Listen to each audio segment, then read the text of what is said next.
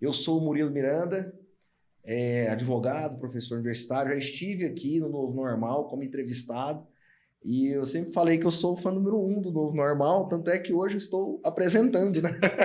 Fui promovido de entrevistado para entrevistador. Mas não é uma entrevista, né, Diogo? Estou aqui com o Diogo Iage, ele é o sócio proprietário do clube de tiro IWS Brasil. Nós vamos falar muita coisa, vamos falar sobre o clube. Tem um vídeo muito bom, vamos deixar no final, né? Sobre o clube lá, né, Diogo? Isso. Então, muito interessante esse tema que é um tema que fala muito sobre mim também, porque eu sou CAC, estava conversando aqui, né? Isso, né? Atirador esportivo desde 2020. Então, tem muita coisa, muita mudança. Eu quero me atualizar. Chamei aqui até para eu aprender o que está acontecendo nessa questão das armas no Brasil. Então, é isso aí. Pois é, Murilo. Tá uma loucura, né? Nosso segmento, né?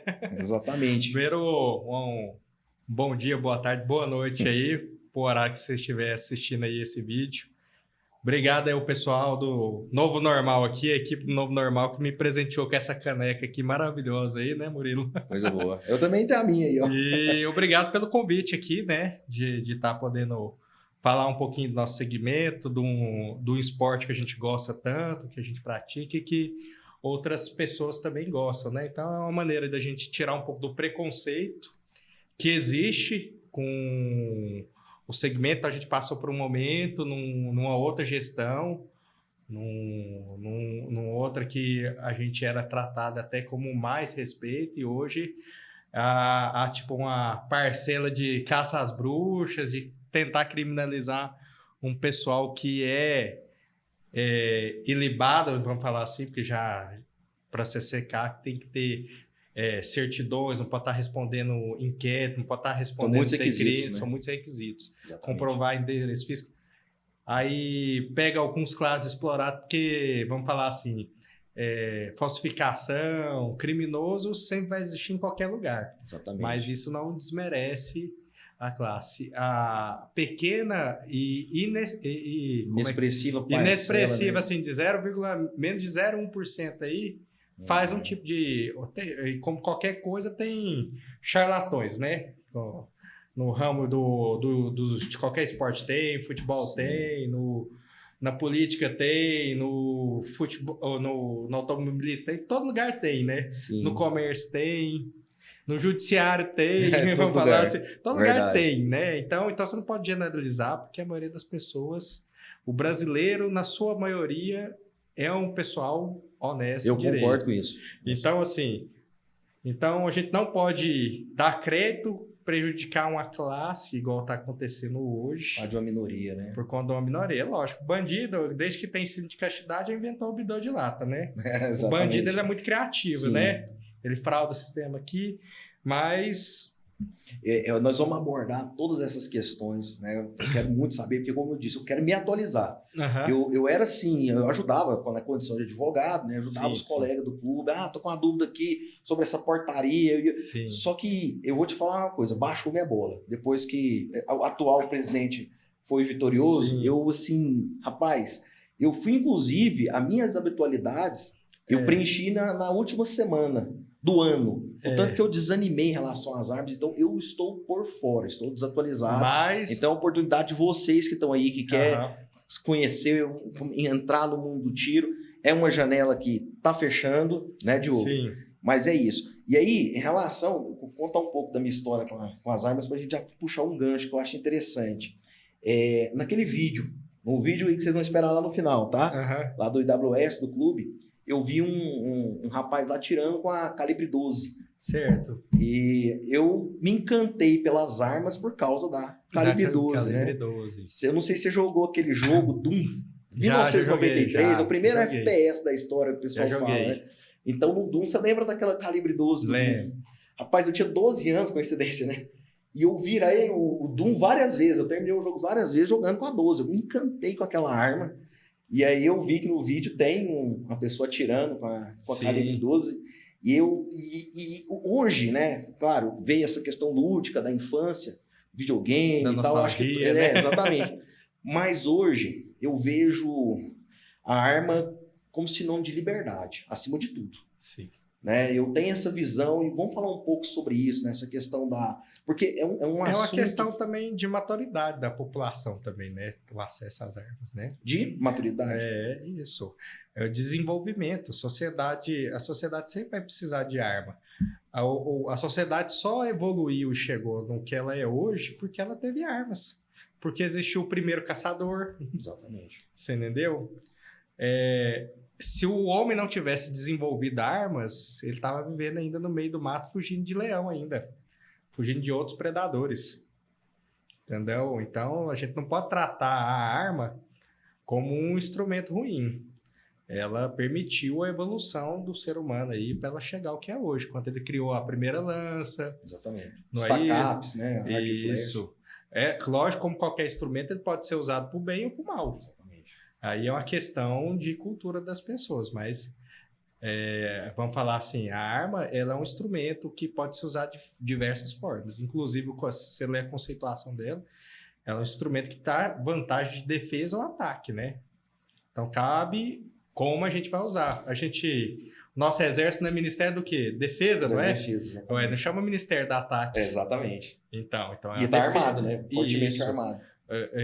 O conceito de você ter arma e liberdade é muito forte, porque é o seguinte, você já imaginou se... Vou dar um exemplo do super-homem. O super-homem é o super-homem porque só ele tem aquele poder. Exatamente. Se todo mundo pode ter, aquilo passou a ser uma vantagem? Não. Então, igualou. Aí essa questão de restrição, de tratar... Porque quando o Estado quer te restringir o acesso à arma, ele não está te tratando como cidadão, ele está te tratando como inimigo do Estado. É isso que falta a nossa sociedade evoluir. Porque se a gente é cidadão, qual que é essa lógica do Estado em tratar o cidadão, de onde que o poder emana, como inimigo? Exatamente. Não, você não pode, porque você não tem capacidade para isso, você vai me prejudicar. Então, você está trabalhando com aquela filosofia que o cidadão é inimigo do Estado. Tem até uma frase que eu gosto muito, que é a seguinte: quando o Estado te proíbe de ter uma arma, você nunca precisou tanto de uma. Pois é. É uma reflexão profunda, não é? É uma reflexão. Quando o Estado te proíbe, Tanto é que várias sociedades evoluídas, eles tratam... Vou dar o próprio caso de Israel, entre outros países, né? Que o cidadão lá, se eu não me engano, é a Suíça, que o cara é obrigado, tem que fazer ele leva o fuzil para casa, né? Ele serve o exército e leva o fuzil para casa. Eles chegaram nisso aqui porque teve a Segunda Guerra Mundial, eles não conseguiram mobilizar para defender o povo. Houve a facilitação do acesso às armas. A Ucrânia agora foi atacada, facilitou para todo mundo, né? Você sabe o que eu vejo politicamente acontecendo também? E assim, se você começar a observar as histórias das ditaduras, mundo afora, isso aí é uma regra que eu não encontrei nenhuma exceção. Se alguém encontrar alguma exceção, por favor, estou pedindo para o nosso público, que o nosso público é diferenciado, pessoal alto nível intelectual, coloque nos comentários. Não, em tal país houve uma ditadura que não se desarmou a população. Todas as ditaduras existentes na face da Terra, que já existiram e atuais, elas só ocorreram pelo desarmamento massivo da população. Os do passado também. Do passado também, exatamente. Eu mesmo sou descendente de japonês. Você sabe que o Japão é um país... desarmado, né? É desarmado e você sabe quando começou isso, né? Não, conta pra gente. Se você... Quem tiver Netflix, vai lá, assiste, tem um documentário lá que é os samurais lá. Mas você vai ver lá que esse desarmamento começou na época do shogunato, porque os shoguns, os senhores que tinham armas lá na época, né, que eram os lords dos samurais lá, que tinham força bélica, havia guerras constantes, aí um começou a unificar, começou com lá o Nobunaga, aí depois foi pro Hideyoshi Toyotomi, que é o grande unificador do Japão. E esse cara ali já percebeu, os camponeses aqui vai me dar canseira. Aí ele criou a regra, quem podia ter espada era só samurai. E começou a tomar as armas dos camponeses. Olha só. Usava só o povo dele. Então, o desarmamento começou lá nessa época. E não foi porque era bonzinho, bacana, não. Porque era um tirano mesmo. Era um tirano. Que já não era nem o imperador do Japão. Olha só. Tem um caso também interessante que aconteceu na ditadura cubana, a de Fidel Castro, que é o seguinte, eles antes da Revolução do Golpe, eles propagavam o armamento para a população civil. Uhum. Depois da derrubada do poder vigente, que é revolucionário, né, comunista, enfim, aí eles começaram com a restrição pesada de armas. Então, eles defendem o armamento da população antes do golpe, né, antes da Revolução. Depois da Revolução Armada, eles recolhem as armas. Isso é tão louco, Diogo. Típico, olha só, né? Não, isso é tão louco. Se você pegar, sabe, o PCO, o Partido da Causa Operária, o Partido da Causa Operária, eles defendem a arma pro cidadão. Eles defendem. Ué, mas partido de esquerda, a esquerda radical, a raiz, eles defendem que o cidadão esteja armado. Mas por quê? Para que haja o golpe, só que depois todas as ditaduras comunistas são feitas sem armas. O povo não pode ter arma. Sim. Até porque tem até uma piada no mundo tiro, a gente brinca muito, né? Sim. O ditador não quer jogar no hard, né? Porque já pensou, o cara vai fazer uma ditadura e deixa o povo armado, aí ele vai... Você tá doido. Lógico. Isso é evidente, né? Exato. Aí é mais fácil ele impor o poder dele, né? Com certeza.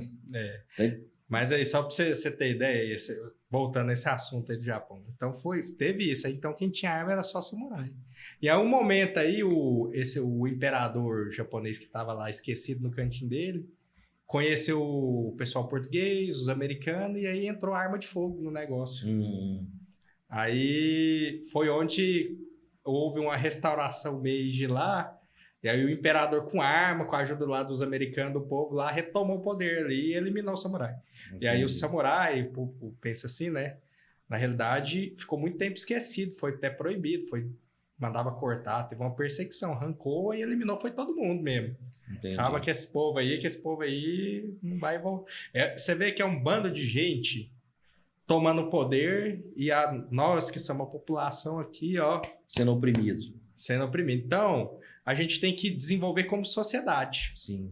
Como sociedade é o seguinte, na minha concepção, se eu não sou inimigo do Estado, por que o Estado não quer que eu tenha meios para me defender?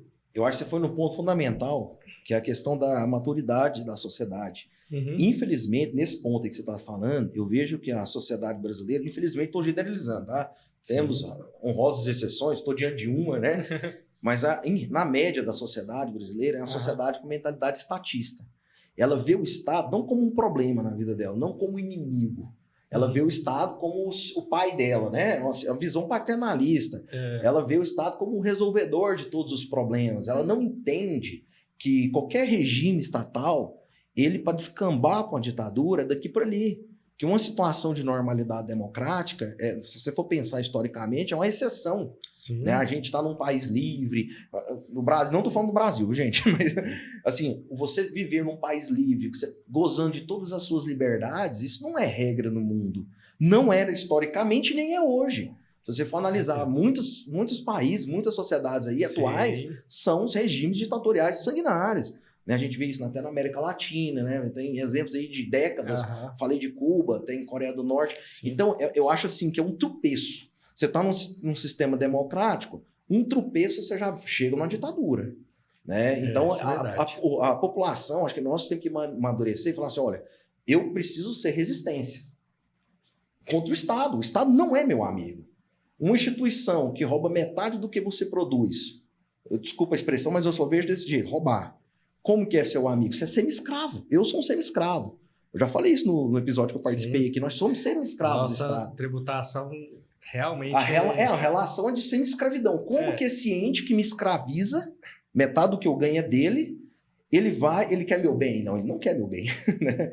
Enfim, mas aqui, já mudando um pouco de assunto, o que o cidadão brasileiro, já que nós temos esse start, esse despertar, né? Eu espero que tenha dado, né? Nossa, essa conversa inicial. A primeira coisa que eu queria até falar sobre armas, que o pessoal hoje está partidarizando muito esse assunto. Sim. Então, não é uma questão, porque tem atiradores que têm ideologias mais à direita, mais à esquerda, mas tem de todo tipo, você entendeu? Uhum. Mas o que eu quero dizer é o seguinte, a arma está ligado realmente à liberdade, Sim. ao direito de defesa, que é um direito constitucional. como é que você vai exercer um direito seu de defesa sem os meios necessários? Você concorda? Com certeza. Ponto. Então, esse é o primeiro ponto. Outra, está ligada a uma ideologia de não ser inimigo do Estado. Você entendeu? E o Estado tem que parar de tratar o cidadão, seja independente, porque todos nós somos cidadãos, independente de alinhamento, por isso que chama de democracia. Tem gente que tem um pensamento ali, outro pensamento ali. Os pensamentos são divergentes, ninguém pensa igual. Mas tem que parar de tratar a gente como um inimigo do Estado. Com certeza. Entendeu? E lembrar que o Estado não existe sem as pessoas. As pessoas são o Estado, né? Exatamente. Entendeu? O poder emana nós que o mantemos, né? Exatamente. O poder emana do povo. Até na questão de estrutura. E a nossa sociedade tem que começar a entender e visualizar desse jeito. Só que aí entra a questão interessante, essa frase, né? O poder emana do povo. Uhum. Eu discordo. Se eu pudesse alterar a Constituição, se eu fosse o ditador, eu ia colocar o poder emana de um povo armado. Você sabe por quê? Olha a reflexão que eu faço. Você concorda que comigo em Cuba tem povo? Tem. Você concorda que na Coreia do Norte tem povo? Tem povo. Em Venezuela tem povo, não tem? Cadê verdade. o poder desse povo? A sua análise está correta. Cadê o poder deles? Ela está correta são oprimidos. No ponto, porque hoje o Estado tem um monopólio da violência. Exatamente. Tem o monopólio das armas.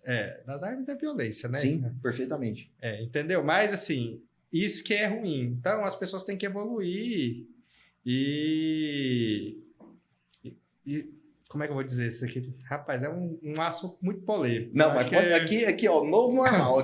O normal é ser polêmico, pode falar. Vamos falar vamos falar do nosso mundo de armas hoje aqui, ó. Certo. O que acontece, Murilo? A gente vinha... Na realidade, a legislação de arma nunca mudou, né? Desde 2003, né? Criou aquele... O estatuto, né? Aquele estatuto de desarmamento. 2005 teve o plebiscito, porque existia... Ele tem esse apelido mesmo, porque tem um artigo lá, que se eu não me engano é o 35, precisa conferir, que de cabeça eu acho que é esse mesmo. Que ele dependia de um plebiscito que realmente... Se ele fosse aprovado via esse referendo popular lá... Sim.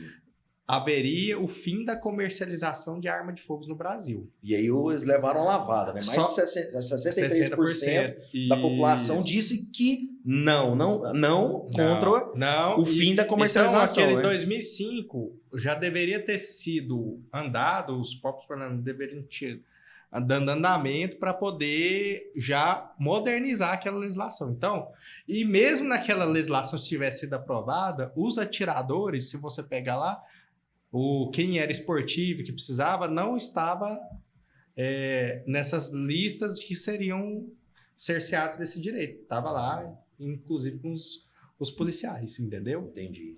E que nunca foi regulamentado. Se você ler mesmo a lei, de fato mesmo, lá fala lá que as entidades lá que precisam, né, de fazer uso de armas, suas atividades esportivas, tem que ter acesso ao porte, porque o povo confunde muito essa questão do porte com a posse. É um dos temas que nós vamos abordar. Mas esse ponto que você tocou é um ponto muito nevrálgico, porque mostra que a sociedade brasileira ela é uma sociedade pró-armas. Sim, com certeza. Historicamente foi isso. O referendo que você está citando de 2005, eu sempre costumo dizer o seguinte, não teve nenhum presidente da história da República Brasileira que teve uma votação tão expressiva. Sim. Salvo engano, foi de 63% ou 65% da população. 63 e pouco. Disse que o brasileiro tem direito às armas, disse não ao encerramento da comercialização. Uhum. E aí nós somos de uma época, eu acho que mais ou menos você tem a mesma idade que eu, você é da época do pochete, né, do 38. Meu pai da pasta com coldre. Meu pai até quando teve... podia, antes da legislação, né, 2003, ele andava armado. Sim, pois é. Justamente com a pochete. E até hoje ele anda de pochete. E aí eu faço o desafio para todo mundo dos nossos ouvintes fazer o comparativo. Como que era o índice do número de homicídios de antes de 2003 com o que é hoje, né? E eu vou te falar o porquê que ele andava com essa pochete. Ele foi vítima de um assalto que ele quase morreu. Na época, era da época dos Opalas, eu acho que eu devia ser recém-nascido, tinha um ano e pouco. Foi vender um carro. E aí os caras chegou, não, vamos olhar aqui, tava lavando o carro, entra aí, então vamos lá, andando. Isso que foi andar, o cara maquinou um revólver, largou ele pelado na rodovia aí. Aí falou, depois desse dia aqui, ó, e só não matou porque o outro falou, não precisa matar não. Mas iriam matar. Por sorte, naquele momento ali, isso não aconteceu. Entendi. Mas a sensação de potência dele no momento não, totalmente. Ele falou assim, ó, nunca mais quero ser vítima. Porém, a legislação mudou em 2003 e isso não foi mais possível ter porte de arma, basicamente, aí, restringido. Sim. E aí que eu vejo a maldade do que vem sido feito e é o que a gente, como sociedade, deve cobrar dos nossos parlamentares. Porque a população... O brasileiro é pró-armas, entendeu? Sim. O brasileiro é um povo do bem. Você entendeu? Na sua maioria.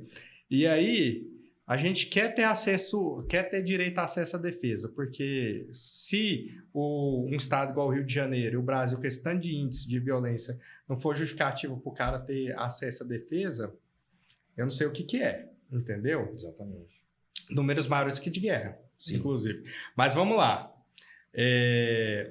Bom, então...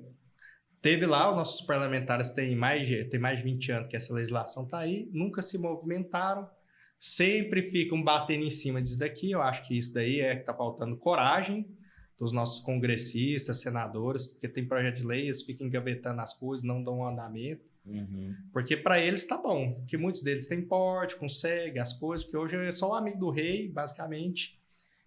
Que tem. Tem. Faz só uma distinção rápida para os nossos ouvintes aqui sobre o porte e a posse, rapidamente. O porte é o seguinte, gente, é quanto você realmente pode transportar aquela arma, mas... Levar a arma com você, né? Isso, só que o porte ele é proibido no Brasil, sim, salvo algumas exceções, que são policiais, agente da Receita, juiz, entre outras, várias outras. Polícia, e aí você também... Só que ele é proibido, porém você pode solicitar ele desde que você comprove está sob ameaça, né, real, né, imediata, né, naquele momento, ou você exercer uma atividade que te coloque em risco. Tem essa brincadeira isso que é difícil. No mundo do tiro, que fala o seguinte, né, que a pessoa, para ter porte, ela tem que comprovar que ela andou no Vale da Sombra da Morte, né? É verdade. Porque é extremamente difícil o cidadão ter porte. Só lembrando, o porte é levar a arma consigo. Você vai pro shopping, você vai armado, você vai pro trabalho armado. Eu vou dar uma dica aqui para vou dar uma dica para muitas mulheres aqui que podem acessar o porte de arma e não sabem. Para ela é facilitada, né? Maria da Penha? Não, porque Maria da Penha, enquanto ela tem uma medida protetida, ela já comprovou, já está comprovado perfeito, o risco. Que o risco, a ameaça. Então, o delegado ele não tem essa discricionalidade, ele não tem essa discricionalidade de falar que ela não está. Eu acho que para mulher é mais fácil, né? Não, consegue, várias. Inclusive, teve uma que apanhou, que saiu nas redes sociais, esqueci, até um amigo nosso, ele fez o porte, conseguiu aí, através... Eu acho que teve... Eu esqueci o nome da moça aí. Uhum. Que o marido entrou, ex-marido, né? Sim. Arrebentou ela na porrada lá. E ela conseguiu. Mas tem diversos casos disso que isso acontece, né? Que pessoa... Tem casos também de gente que sofre ameaça de fato mesmo. Então, a posse é mais fácil. A posse era mais tranquila antes da atual gestão aí, do governo atual, no governo anterior, porque era só a declaração. De fato mesmo, a lei fala de declarar. E aí, o que esse governo atual declarar fez... Necessidade, né? Efetiva necessidade. E aí, agora, eles mudaram lá que você tem que comprovar. E aí, eles têm deferido alguns processos. E outros deferidos. E aí entra a questão que é totalmente discricionária, mas né? É bem mais simples que o porte. O porte é uma coisa realmente muito difícil. Ainda continua aqueles dois universos do Exército, do Sigma e do Sinai, da Polícia Federal. A nossa legislação de arma, existe 2 sistemas de controle. Sim. Eu acho uma coisa burra, entendeu? Porque não faz sentido ter isso, mas já é assim, tudo bem. Mas vamos explicar o que é um. Existe o Sinarm, que é lá na Polícia Federal, que são as armas destinadas para defesa, tudo, essas coisas. E existe o Sigma, que é controlado pelo Exército. Inclusive, as armas restritas, elas são registradas nesse Sigma. As armas dos militares, do GSI, do Corpo de Bombeiro, dos CACs, é tudo no Sigma. O que é CAC? CAC é o caçador, o colecionador e o atirador, entendeu? Aí tá na mesma classificação no Exército, né? Porque você tira um registro lá dentro, que é um certificado, um CR, e você apostila as atividades que você pode fazer. Dentre essas atividades, você pode ser um atirador, pode ser um colecionador e pode ser um caçador. Ou pode ser as três, ou pode ser só caçador e atirador, aí depende. E aí tem coisas que você tem que atender, né? Por exemplo, os requisitos. O atirador tem que ter habilidade, né? Entendeu? No mínimo 8, isso sempre teve. Hoje tem níveis, né? No nível 1, que é o primeiro, qual que é a habitualidade? Na realidade, essas habitualidades existiam antes, né? A maldade do governo, 2005, vamos lá.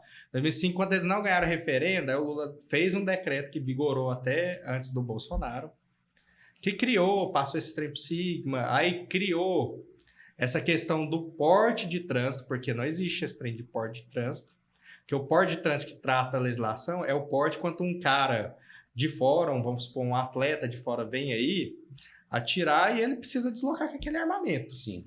É isso que trata a lei. Aí ele pegou o porte do atirador e criou essa nomenclatura, mas isso daí não tá na lei. Você entendeu? Mas criou, aí ficou esse trem. Porque na época do Bolsonaro, o CAC, né, que é o caçador e o atirador... não podia andar armado também, não. Não, mas na época do Bolsonaro ele tinha um porte de trânsito. Tinha um porte de trânsito. Pra caça... E esse porte de trânsito, né, ele não começou com o Bolsonaro. Né? Foi antes, né? Ele começou no governo Michel Temer, entendeu?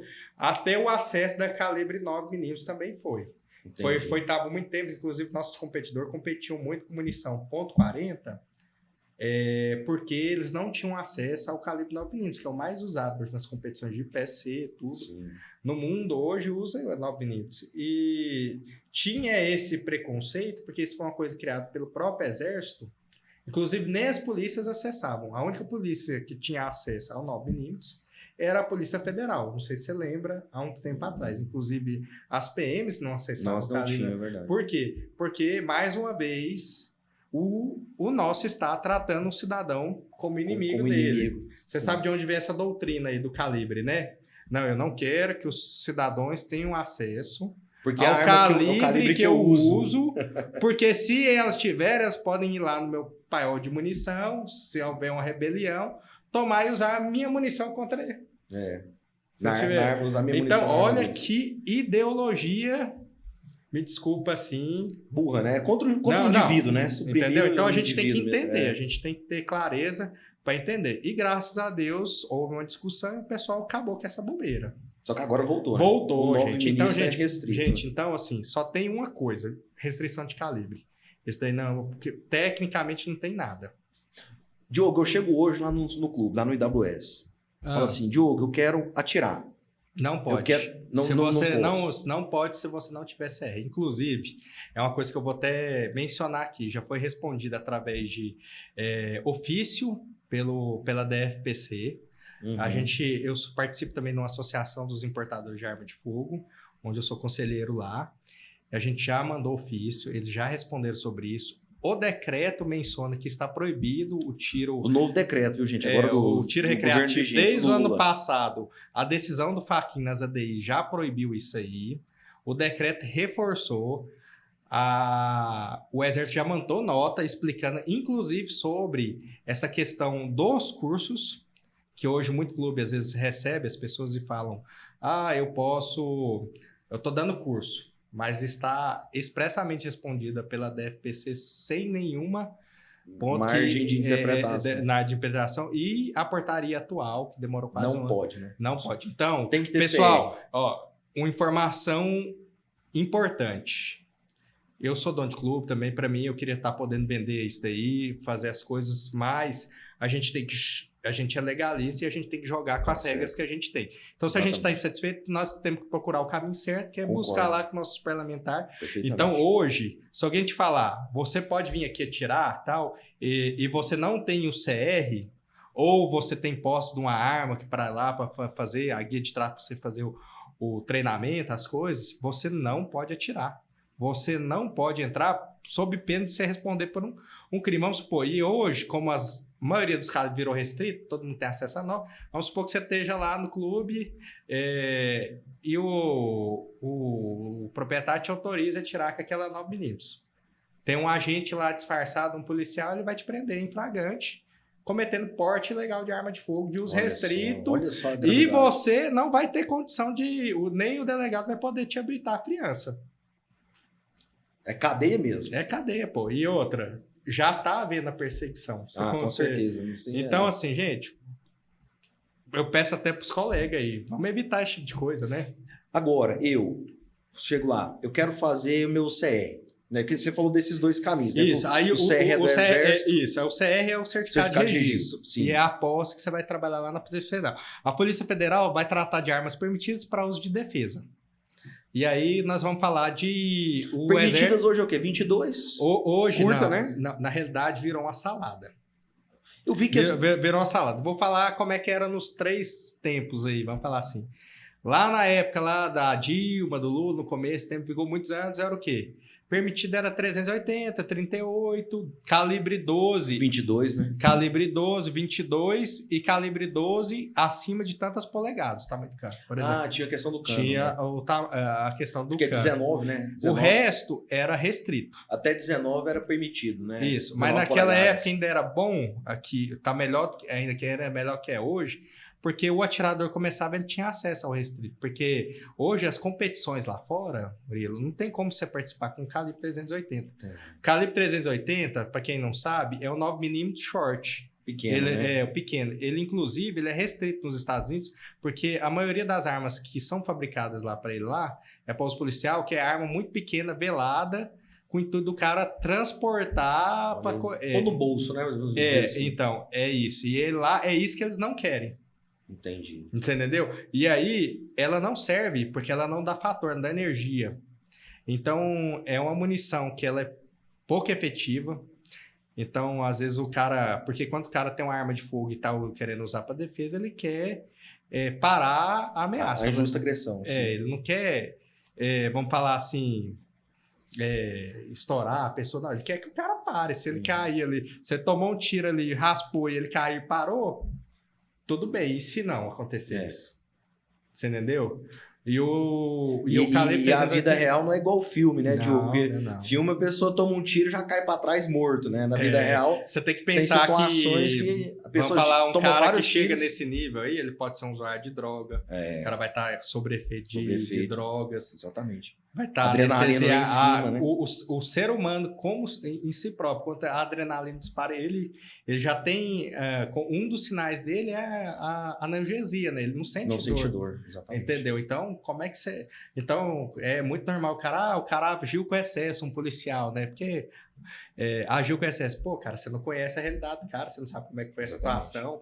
Vamos, em vez de julgar aqui, vamos tentar entender a realidade do cara, né? Uhum. E aí o CR, voltando lá, os requisitos. Primeiro... O CR nunca mudou, nossa legislação nunca mudou.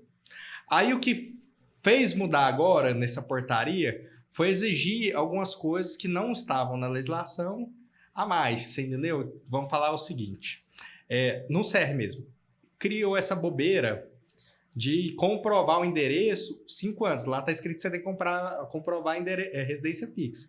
Aí você falou, agora para dificultar, vou criar... 5 anos antes? 5 anos antes. Rapaz, que canseiro. Rapaz, e infelizmente isso foi passado num grupo de trabalho que o pessoal falou no que não devia, eu acho que a intenção da pessoa não era.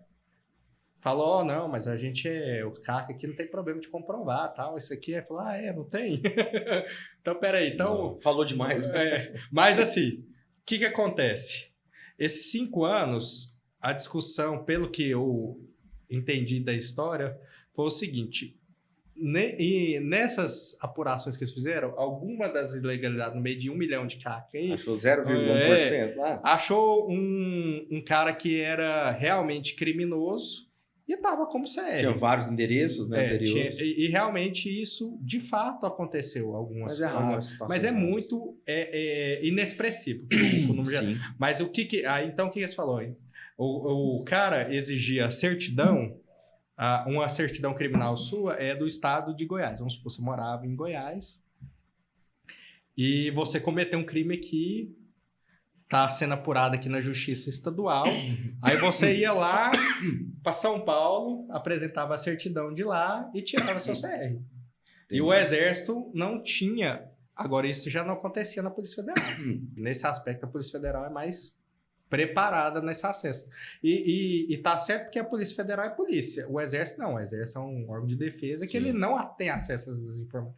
Então, o que às vezes faltou é também o pessoal integrar, fazer uma parceria pública lá entre os órgãos e fazer essa integração. De informações. Ou, como foi sugerido... Gente, porque se vocês têm esse problema, o Conselho Nacional, o CNJ, falou que poderia emitir eletronicamente uma certidão de todos os estados. Pois é. Então já faz isso, já resolve. Qual que é o problema? Não é muito melhor do que ficar criando essas... Mas não, vamos dificultar a vida do povo. Cria dificuldade. Mas a gente é persistente, a gente é persistente, não vai desistir não. Então, além do comprovante, né, de endereço, 5 anos, tem a questão não pode ter nenhum tipo de antecedentes. Não. E na minha época, deixa eu te falar uma coisa. Você não pode nem responder inquérito. Isso que eu ia falar, que eu acho absurdo, é um negócio assim... Quando a gente fala que o CAC é pessoa de bem, não é assim uma expressão apenas, é porque o cara... Ele tem que ter uma vida ilibadíssima. Porque se você xingou seu vizinho, você nem pôs a mão nele. Seu vizinho se sentiu humilhado, né? Sentiu ofendido. Ele vai registrar um boletim de ocorrência de um crime de injúria. Isso. Não tem mais, não tem como, né? Aí ele tá respondendo. Olha aí.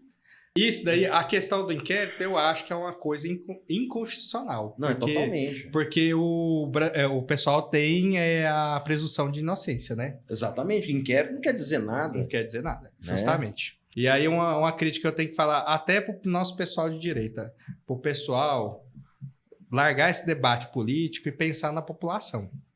Você entendeu? Eu trato com muito cliente e vejo que muitas pessoas acessam a arma. Não é porque ele quer matar um ser humano, quer outra coisa, quer fazer... Muitos é por insegurança mesmo, tem medo. Eu vou te dar um exemplo aqui, aquele caso Lázaro, que teve aqui em Goiás. Foi uma época que houve uma procura muito grande. Eu lembro até de uma senhora de 60 e poucos anos, que ela foi lá, ela era vizinha da fazenda, entendeu? Do que aconteceu, ela falou, não vou voltar para o meu pedaço de terra, enquanto eu não tiver uma arma, não souber. Ela fez diversos cursos nessa cidade com medo. Nossa, olha só. E sobre a questão do Lázaro, é tão interessante isso, que não vou ficar aqui falando que todo mundo já sabe, né? O horror que aquele cara causou, as mortes. Eu nem vou falar aqui, porque senão depois cai o canal, né? Mas assim, a gente sabe o que aconteceu. Destruiu famílias, né? Foi um negócio. E aí tem uma situação muito interessante. Que aí entra a questão da arma como defesa do indivíduo, né? Que teve uma situação lá que um rapaz estava na região, morava numa pequena chácara, e o Lázaro foi lá. E ele conseguiu proteger a família dele com a 22. Sim, deu 22, para quem não é do mundo do tiro, é arma de matar passarinho, posso falar assim, né? Filobé, né? A famosa Filobé, que é uma arma, assim, que é claro que inclusive o governo atual colocou ela como restrita. A longa, né? Cano longa é restrita. Uma arma de destruição, né? Então, assim, não é uma arma nunca indicada para defesa. E acabou que ele conseguiu salvar a vida dele e a da família com essa arma. Por isso que eu sempre falo o seguinte, né? Depois eu até tenho uma pauta aqui sobre valor de armas. Mas na minha visão, vou te falar aqui, isso é o que eu penso. Uma arma não tem preço. Quanto vale uma arma? A mais barata, 2,5? G2C? Ainda tá uns 2,5? Não, G2C hoje é uns 4 mil lá, vai crescer. Nossa, tá desse preço. Mas vamos partir. E detalhe, vai subir o IPI. Vai. Agora rapidão, vamos partir desse pressuposto. A arma mais barata do Brasil é R$4 mil. Aí, com essa arma, você protege a sua família de um estuprador, de um assassino, né? Quanto vale essa arma? Pra mim, não tem preço. Não tem preço. Trilhões. O cara fala assim, eu te dou 1 trilhão nessa arma. Não vendo. Mas, olha, é um você vê essa discussão. Esse. Eu, quando comecei a tirar, tive muita dificuldade. Porque o tiro, infelizmente, no Brasil é um esporte elitizado, sabe? Sim, verdade. Agora, é menos um pouco. Mas, quando eu comecei lá, em mais ou menos 2015, era muito elitizado. Todo mundo fala disso. Sempre foi. Inclusive, eu quis montar a IWS na época, eu também tive muita dificuldade e eu acho que as pessoas têm que ter acesso. Inclusive, vamos supor, eu vou te dar um exemplo. Se nós estamos falando de um equipamento, R$4 mil, o cara tem um acesso a um equipamento, ele não vai gastar menos de R$6 mil. O processo, para tudo, né? É assim, jogando por baixo. Entre o custo de... Agora, você pega a média do brasileiro, que ele ganha de renda. A maioria é 2 salários mínimos, né? Entendeu? A maioria, mais de 90% da população. Mas eu vejo assim... Isso já não é, de cara, um cerceamento. Sim. Aí, por que é esse valor? Porque é um pedaço de ferro, gente. Qual que é o valor que tem uma arma? Não, mas eu vou te explicar. É imposto demais, minha gente. Imposto. Você importa uma arma, você paga mais 2 para o governo de imposto. Exatamente. Então, assim, é muito imposto. Inclusive, esse governo atual aumentou o IPI de novo. Então, assim, é assim, ó, não posso proibir, eu vou dificultar. O máximo. O máximo, vou cobrar sangrar teste, na unha, né? Vou matar fazer, na unha, como se diz. Então, assim, infelizmente, nós temos que chamar os nossos parlamentares para o debate que é sério. Que é atender e parar com esse negócio. Você tem que votar em mim, porque senão vocês vão perder tudo que tem. Não, moço, vocês têm que pegar 20 anos de negócio que tá aí, que a população vem cobrando, criar vergonha na cara dos dois lados, sentar e debater isso de forma séria e resolver. Porque essa é uma demanda popular, não é uma demanda de esquerda, direita, é uma demanda da sociedade civil brasileira. Exatamente. Você entendeu? Então, a gente precisa resolver esse assunto. Porque tem muito essa visão, só que assim, hoje você não vê mais falando isso. Mais armas, mais crimes. Isso é dado estatístico, né? O que nós tivemos nos últimos anos, sobretudo agora no final do último governo, né? Não no final, mas no estabelecimento do último, esses últimos 5 anos, né? Um aumento expressivo do número de armas do Brasil. E em relação aos homicídios, isso é dado estatístico. Depois vocês pesquisem aí. De 60 mil foi para 40 mil. Abaixou 20 mil pessoas. Peraí, vamos lá. Diogo, 20 mil pessoas foram salvas por causa desse pequeno acesso, né, das armas. É uma cidade grande, 20 mil pessoas por ano. 20 é muita gente que foi salva. Muita gente salva. Então armas não matam, armas salvam. Mais armas na sociedade, menos crimes. O criminoso é um empreendedor do crime, né? Ele vai fazer a análise de risco dele. Ele fala, a partir do momento aqui... Eu acho que esse cara tá armado, esse cara não é vantagem, porque quando teve a questão do porte de trânsito, ele poderia se deparar com CAC. E acontecia muito, né? Acontecia, moço. A gente viu um monte de vídeo na internet. Análise, o criminoso também é um empreendedor. Ele vai fazer análise de risco dele. Aqui eu posso morrer, aqui não posso. O bandido é bandido. Exatamente. E como qualquer pessoa, ninguém quer morrer. Você concorda com isso? Você vai diminuir o risco do seu empreendimento, né? Agora, a partir do momento que o Estado não pode ter coisa, você acha que o bandido está preocupado? Não. Gente, só lembrando, viu? Todas essas regras, essa dificuldade aqui é para o cidadão de bem que quer arrumar uma arma. Se o bandido tá livre dessas amarras, ele consegue. Tá e até um assunto interessante. Lá no Paraguai traz. Tem esse mito, que se criou um mito, a imprensa ajudou muito esse mito, que as armas dos CACs estavam abastecendo o crime organizado. Vamos falar sobre isso? Vamos falar sobre isso. E acabou de ser feita uma operação recente, tem pouco tempo. Se vocês forem lá na internet, você vai ver.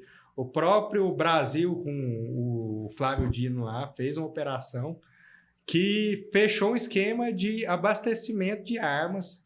Acho que foi 140 mil armas, um trem assim. Muita coisa. Que entrou pelo Paraguai, que o cara importava por lá e trazia e atravessava aqui para o Brasil. Então, essas armas, que não a do CAC ali, estavam abatendo 140 mil armas. E parabéns ao governo lá, que fez uma operação no lugar certo. Isso. E deveria ter divulgado isso mais e falado, realmente, os CACs não tem nada a ver. Aqui, nós fizemos uma operação que começou na gestão anterior, não começou no governo Lula, mas começou lá atrás e teve conclusão agora com desfecho e prendeu esse pessoal que importava. E eu acho importante também falar, se eu falar besteira, você me corrija, mas a arma que o CAC usa é diferente da arma do traficante. O traficante, ele usa arma automática. O que é uma arma automática? Lembra da música do Engenheiros do Havaí? Lá, Pois você aperta o dedo do gatilho, é estilo metralhadora. Ela vai atirando. Você quer um caso recente aí que aconteceu? Não teve aquele caso lá que sumiu umas metralhadoras .5 do Exército Brasileiro? E aí acharam que nem o tráfico não quis aquilo ali. Não quis. Arma obsoleta, né? Cara, os caras tá num outro nível. Outro nível. Então, o CAC, ele não pode ter uma arma automática, que é essa que essas você armas, segura nossa, o gatilho. Nós não estamos falando de equipamento de guerra. Não, jamais. E o Estado sabe disso, o Exército sabe disso, os policiais sabem. Moço, mesmo com acesso às armas assim, de que é diferente de uma artilharia. O Estado tem acesso à artilharia. Exatamente. Então... Nossas armas são semi-automáticas, né? Você tem que estar apertando ali, ó. Cada disparo. Isso mas né, o uso semi-automático automático também é uma outra. Isso daí é burrice, mas causa mais acidente que vantagem, né? Entendi. De fato mesmo. Porque você não consegue dominar a arma. Então não faz sentido você ter uma arma que também você não domina. Exatamente. Até para a polícia, assim, isso daqui essas armas automáticas elas têm função de supressão, né? Quando o cara vai progredir, isso tem doutrinas de policiais que eles usam, os militares usam para isso. Não é para o nosso intuito de defesa, essas coisas. Então, o que o cidadão quer é direito à defesa. Sim. Não é inimigo, até porque o Estado sabe, como é que você vai se defender de um blindado? De um tanque de guerra. De um tanque de guerra, de atirar ponto 50. Não existe isso. De um caça, né? E eles sabem disso. Mas isso daí realmente é aquele negócio, é porque na cabeça dessa turma aí, eles acham que o povo brasileiro vai lá, vai matar os políticos. O brasileiro não faz isso, minha gente. Não faz. Nós somos gente de bem. Não, tanto é que é o dado que eu falei, né? Que fez foi diminuir mais armas na sociedade brasileira. O crime diminuiu, os homicídios, tá? A maioria das pessoas que compram arma jamais vai ter coragem de apertar um gatilho contra outra pessoa. O que ela vai fazer? Ela quer assim, ela tem um sentimento. Se de última forma ela vai dar um disparo pra cima pra assustar o cara, é pra inibir, gente. Eu brinco com o pessoal, né? Porque eu tô nesse mundo, já tem um pouquinho, né? 2020 já pode falar que eu sou veterano, né? E aí eu sempre brinco, eu sempre falo para as pessoas assim que eu nunca vi tanta pessoa boa do que no mundo de tiro. Você não vê um vagabundo, é incrível. Qual que é o perfil? Se eu falar besteira, você é proprietário de clube de tiro, me corrija, mas qual que é o perfil do atirador brasileiro? É o pai de família, é o empresário, é o trabalhador, aquele cara que dá o duro mesmo ali para sustentar esse país, que tem família. Eu não conheço nenhum atirador solteiro, engraçado isso, né? Eu acho até por causa da questão da idade, os que eu conheço, com certeza existe, né? Vários solteiros e também não é critério, ainda não criou esse critério. Não dá pra dar idade pros caras, não. Senão depois vocês aparecem. O critério tem que ser casado também. Não, ó, pra você ver. Rapaz, você acha que eu sobrepeso, vou pegar em ar pra ficar.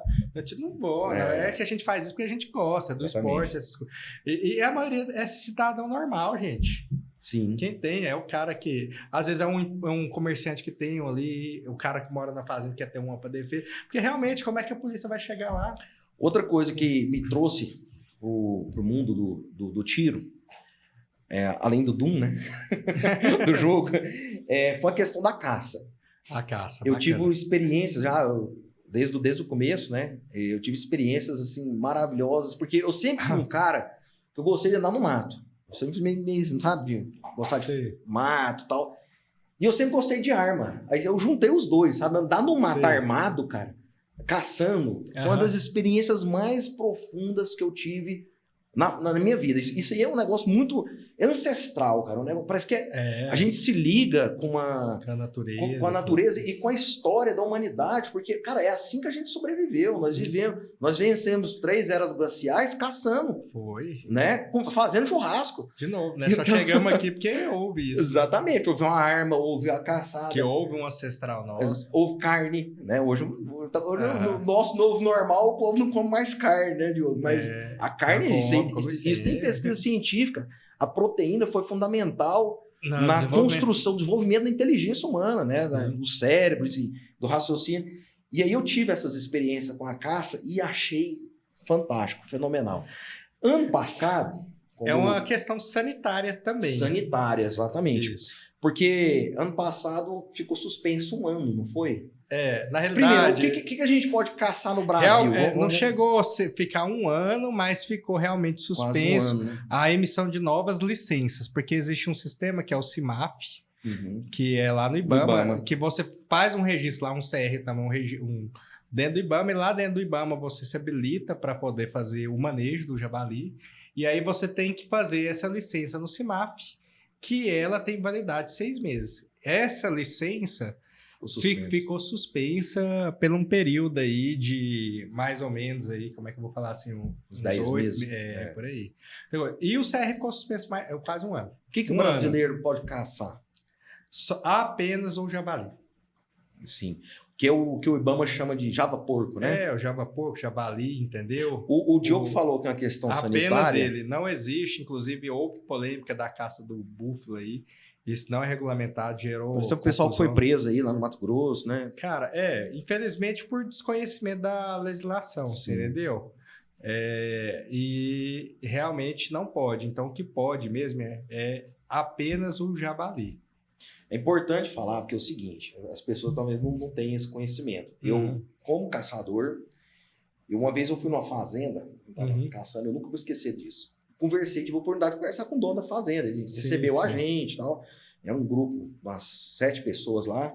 Ele nos recebeu e eu trocando ideia com ele, ele falou assim, não, Murilo, vocês já pagam, pessoas, consumidores brasileiros, já pagam o preço do javali. Eu planto milho e soja. No milho, eu já faço a conta. 30% da minha lavoura vai ser perdida. Olha só, eu não sabia disso. Eu vi isso de um grande produtor rural de Rio Verde. O Caçanai estava lá em Rio Verde. E ele falou assim que da soja, 10%. Que isso já está no nosso prato. Já está na nossa... O milho realmente rende muito. É 30%. Ele fala assim, a gente já faz a lavoura, já computa o custo do javali. E o javali, eu já vi experiência de caça. Eu não sei se é porque quando eu era criança eu achava lindo o buriti, uma árvore que eu sempre achei bonita. Aqui em Goiás tem muito aqueles buritizais, né? Tem aquelas minas d'água, aqueles pequenos córregos. Buriti imenso. Eu achava lindo o buriti. E quando eu comecei a caçar, eu vi uma vez um buritizal inteiro seco. Você já tinha visto? Não tinha visto. Primeira vez na minha vida que eu vi um buritizal seco. Eu falei, mas o que tá acontecendo? O buritizal, você só vê aquelas palmas lindas, né? Aquelas folhas verdes. Aí, conversando, o que acontece? O javali, o java-porco, né? Que é o termo que, inclusive, o IBAMA usa. Depois nós vamos explicar porque desse termo também. Ele vai nas minas d'água, pisoteia. Vai lá e vai fazendo, chafurda. Eles entopem essas minas, aterra as minas, as nascentes, elas são aterradas. Porque eles rolam ali, escavucam, enfim. Sim. De forma que seca. Não tem água, secou a água do buritizal, danos ambientais, severos. Isso, severo. Eu já vi, tem vídeo meu. Vamos falar assim, tem que dar uma do prisar, é o tal da nascente de água, né? Exatamente. Tem vídeos meus, mostra beira de corvo, toda assoreada. Eu filmei as patas dele lá. É um dano ambiental imenso. E eu acho muito interessante porque nós temos 2 porcos que são os porcos nativos, né? Acho que praticamente o Brasil inteiro. Que é o catitu, dependendo do lugar é cateto, né? Porco do mato. E tem o queixada. Eles não causam danos ambientais. É porque é do bioma, né? É do bioma. É interessante isso. E o java-porco, ele é o seguinte, você sabe da história? Não. Vou te contar. Você quer eu entrevistar, mas eu falei pra você que era uma conversa entre amigos. Então vamos bater um papo aqui. Não é negócio de entrevistado, não. Até porque eu não sou desse, eu sou advogado e professor. Mas olha só, na década de 90, no Rio Grande do Sul, alguns produtores de suíno, por causa da carne. Eu gosto muito da carne de javali. Você, com certeza, você já comeu também, já? Já, pois delícia. Ela é um pouco mais forte, o sabor é mais forte, mas eu gosto. E aí, por causa desse sabor apurado, eles começaram a trazer javali da Ásia para cuidar junto com os porcos. Só que década de 90, sem internet, era tudo diferente. Primeiro, é um animal selvagem, o javali. É um animal de extremamente difícil manejo.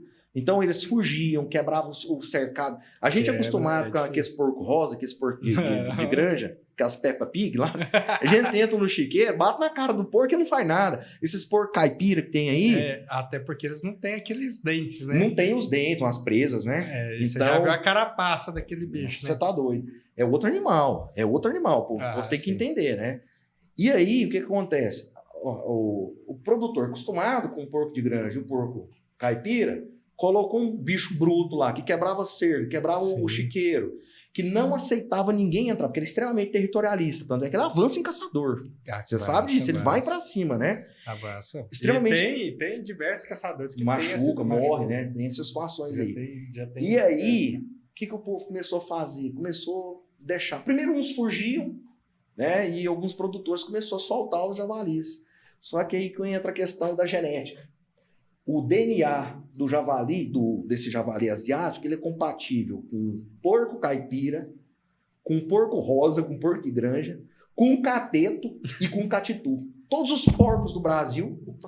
Reproduz. Todos os porcos do Brasil têm um DNA compatível com o do javali que foi trazido para cá. Aí já misturou tudo. Já. Aí virou essa subespécie de java porco, né? Que é um ser híbrido. Ele não é, né? Mas o java porco nosso, tem foto minha, depois eu te mostro, de animal 230 quilos, 240 quilos, que nós fomos na fazenda, tinha um aquele elevador, sabe? Amarraram o pé dele, ele ficou maior do que eu. O que eu já cacei um na média de 80 e poucos quilos e já era bem grande. Já era grande. Eu tenho foto com um porco de 230 quilos. Mas eu também não sou um caçador sim, de muito tempo, até porque eu tenho outras atividades que não mais caço. Quanto eu tenho um tempinho. Mas não sou aquele super caçador, não. Certo. Mas o que eu acho importante para as pessoas entenderem é a importância. É a importância da caça no Brasil, porque é um problema de saúde pública, tem um problema da agricultura, tem a questão da aftosse, que ele é vetor de aftosse. Então, questão de aftosse. Destrói o meio ambiente. É por isso que o IBAMA permitiu, gente. O IBAMA sabe. Faz uma continha, né? De quantas barrigadas que um animal desse dá. 40 por ano, a fêmea pare. Pois é, então você já viu. Cada fêmea é 40. E eu vou falar para você, desde que eu tô assim, entre tiro, nunca acabou porco. E olha que o povo aumentou a caçar e não acaba. Não, e com esse ano agora que eu falo que eu sigo vários, eu tenho no WhatsApp, grupos de caça, o pessoal parou mesmo, baixou a bola. O que acontece? A arma de caça hoje, ele pode levar para o stand, treinar, inclusive, ele pode tirar a guia de tráfego, ela tem validade de 6 meses para caça, porque é a validade do CIMAF, e tem validade de 1 ano para treino. Isso é treino, ele não pode participar de uma competição. Então, outra GT. Isso foi conseguido aí através de um deputado aqui do estado de Goiás, aí, que nas idas do Ministério conseguiu convencer a turma lá. Ué, como é que Até dar parabéns para ele, que ele conseguiu esse avanço aí com o Ismael, né? Como é que o cara vai treinar, como é que o cara vai regular a luneta de caça, as coisas, você quer que ele regula lá no meio do mato mesmo? Então, pessoal, não. Então, realmente, o caçador ele tem que ter acesso aí, treinar com equipamento, para ele... mas para treinar. Ele não vai participar de prova com essa arma, entendeu? Não vai fazer habitualidade, não vai participar de competição, essas coisas. Ele leva lá para ele acertar o equipamento dele, usar. Então é isso aí. E o tiro só pro tiro mesmo. Então hoje tem... Então a arma que eu tô habilitada, tá registrada no tiro esportivo, eu não posso caçar com ela. Aí a maioria de nós tinha arma registrada no tiro. Então o que nós vamos ter que fazer, a maioria de nós? Transferir essa arma ou comprar uma nova nesse acervo. No acervo de caça. Então eu, Diogo, hoje... não tenho uma arma para caçar. Gente, no meu acervo de caça. Então eu não posso... O jogo tá pior do que eu pensava, então. Então, eu posso resolver isso? Posso. Ou eu vou ter que optar em comprar um novo armamento. Meu Deus. Ou eu vou ter que optar em transferir uma arma que já é do meu acervo de tiro para caça.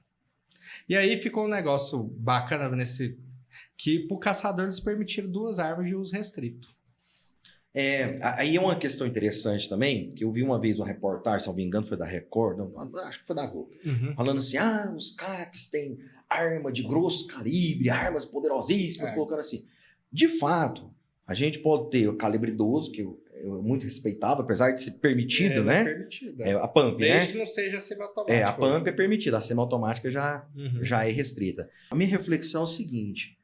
Quem fala isso é porque não sabe o que é um porco de 230 quilos vir na sua direção. Você precisa por quê? Para sua proteção, para sua segurança. Sim.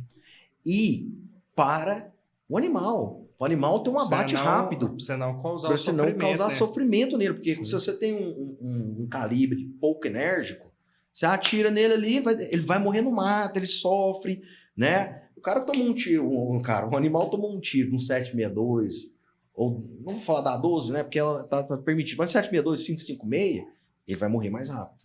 Então, né, às vezes até imediatamente, né? Tem casos aí de tiros bem dados, a 12 consegue abater imediatamente. É um armamento muito versátil, né? Você mata passarinho até javali, até elefante, né, com a 12. É uma arma de alma lisa, né? Que ela tem uma infinidade de tipo de cartucho que você pode usar. Eu falo, você mata de a passarinho, mesma arma que é usada para ali, ela é a mesma arma que é usada pelas polícias para bala de borracha para conter. Contém invasores, então, né? ela usa munição menos letal, ela usa munição de todo tipo de... Então, a 12 realmente é uma arma muito versátil. Beleza.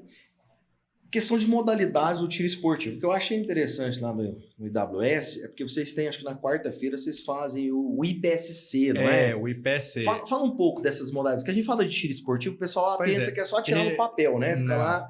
Como que é o IPSC, né, é uma modalidade praticada hoje, eu acho que hoje deve ter mais de 50 países que participam, e já tem um tempo que ela busca já o esporte olímpico. Se você olhar o alvo dela... Não é um esporte olímpico ainda. Não é, mas ela já está em homologação, acho que se eu não estou enganado, acho que é desde 2019. O que é olímpico hoje é só aquele tiro ao alvo. É o tiro ao prato. Não, tiro ao prato é olímpico. Ah, não sabia. E aquele as armas de pressão, aquela que o Guilherme Paranaense foi ganhado, as 22 tem umas que são modalidades olímpicas. O IPSC, que eu acho muito interessante. É o tiro prático, né? Ela é internacional. Na realidade, ela surgiu no passado simulando o combate real, né? O combate real. Tanto é que o alvo era tipo humanoide. Humanoide. Então, ele é uma modalidade que é um papel. Você tem 3 tipos de pontuação: Alpha, Charlie, Delta. E de onde pega, ela conta mais pontos. Então, dentro do garrafão. Então, para ela se tornar olímpica, ela mudou o alvo. Hoje, um alvo é um alvo que não tem formato... De pessoas, né? Isso, não tem. E ela tem 3 faixas de pontuação que simularia tipo um garrafão. Certo. Que é a pontuação ali. Então, como tinha aquela doutrina do double tap, que hoje não é mais usada, mas antigamente era 2 tiros em cada papel. Entendeu? Então, você tem que ter velocidade e precisão. Potência, precisão. Então, você soma a pontuação e divide pelo tempo. Então, vai te dar um hit factor e isso daí que vai fazer. Então, não adianta você ser muito rápido e não ser preciso. E não adianta você ser muito preciso e ser lento. Entendi. E é tipo feito um campo, né? Que você tem que esconder, tem diversos você tem que atirar. Alvos que tem níveis de dificuldade. Isso. Você atira atirado, você atira agachado, isso. né? E você sai andando não é campo, como que é o nome que você dá? Inclusive, Goiânia tem um campeão mundial. Olha só. De IPSC na categoria... vice-campeão, aliás, né? Que é o Lucimar Domingues. Professor, um cara, gente boa. Que benção. Na categoria sênior, né? Super sênior. Não sabia disso. E agora a gente teve um campeão mundial júnior de calibre 12, IPSC 2 Shotgun, que também é do estado de Goiás. Olha só. Você vê, então, o Brasil, com todas essas dificuldades, olha os expoentes que a gente tem no tiro. Representantes internacionais do esporte, né? Não é brincadeira você ser campeão no meio de uma delegação. E a nossa delegação, acho que foi a do tiro esportivo, foi a maior, né, que teve aí.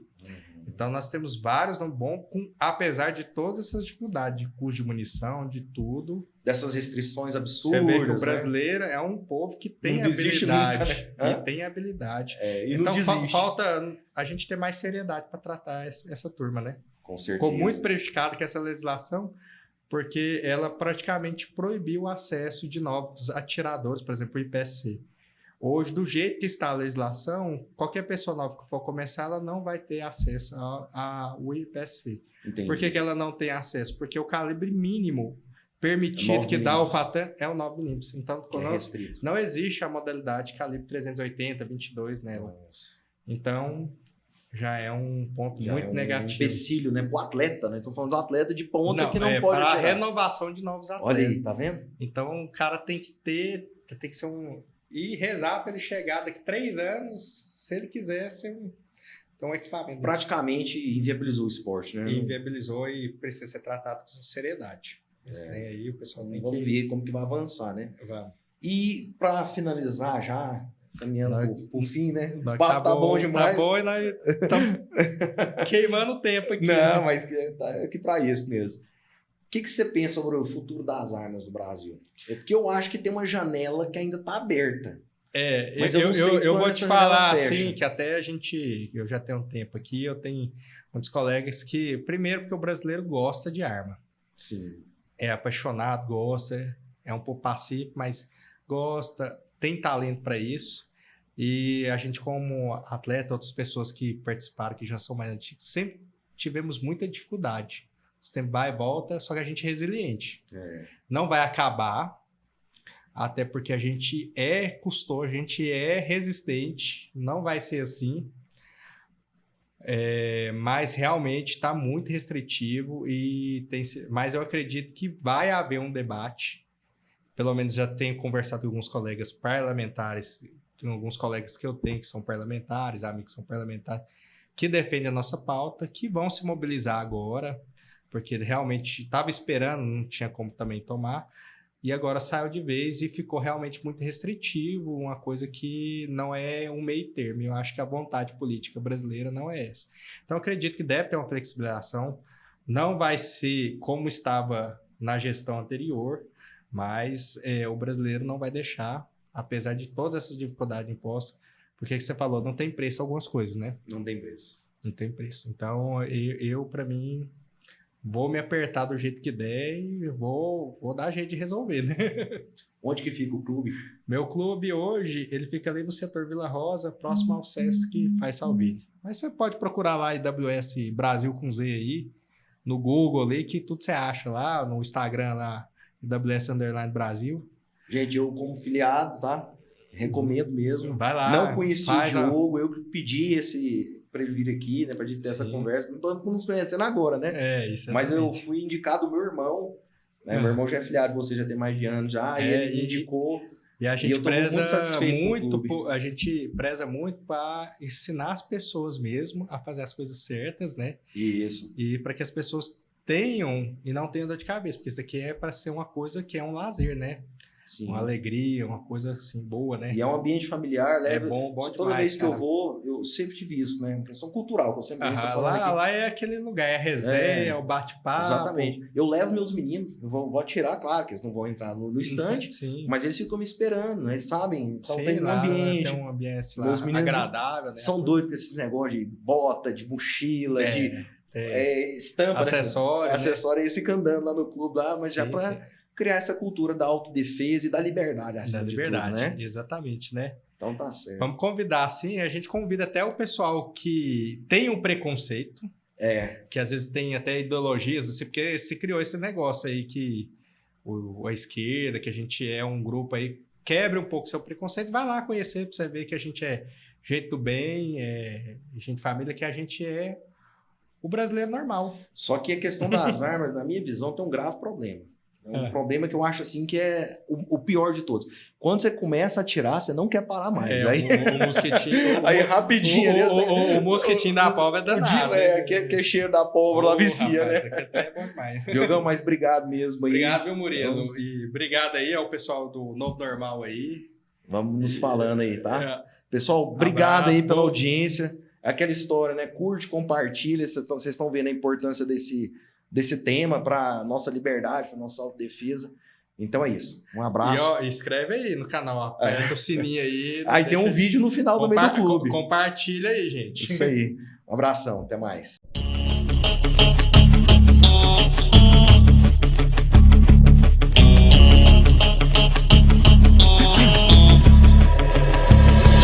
One shot on stage, what you got to play? Generic drops for days, still the people rage. Am I not insane? Can you stop and explain why these drops are so lame? Is money buying you fame? I'm fucking on, I'm killing it with this song. You haters can sing along or go back where you belong. Yeah, there's nothing wrong with giving up, moving on. Cause I took your girl to prom, she can't help but sing this song. Till the roof comes off, till the lights go out, till my legs give out, can't shut my mouth, till the smoke clears out, and my high harass. I'ma rip this shit till my bones collapse. Till the roof comes off, till the lights go out, till my legs give out, can't shut my mouth, till the smoke clears out, and my high harass. I'ma rip this shit till my bones collapse.